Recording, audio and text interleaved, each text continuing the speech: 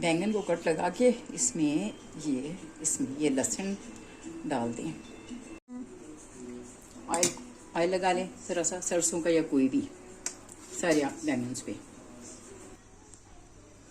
हल्की आंच भी इससे भून लें और चेक कर लें कि इसमें कोई सुराख ना हो और कोई इसमें कीड़ा ना हो।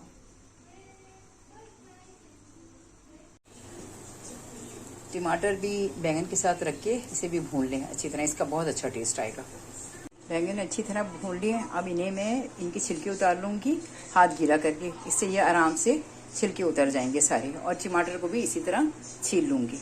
बैंगन मैश कर लिए, अब ये आधा कप ऑयल और उसमें 1.5 बड़ी प्याज जो है काट के, टमाटर चॉप कर लिए, उसमें 1 चमचा नमक डाला, 1 चमचा पिसी हुई मिर्च, आधा चम्मच कुटी हुई मिर्च, हल्दी आधी चम्मच, ये कुटा हुआ धनिया इसे पीस लिया था ये 2 चम्मच, कुटा हुआ जीरा आधी चम्मच, मेथी दाना बघार के लिए, आधी चम्मच कलौंजी, आधी चम्मच अजवाइन, इसमें सारा मसाला डाल दो, 2 चम्मच भर के लहसुन अदरक।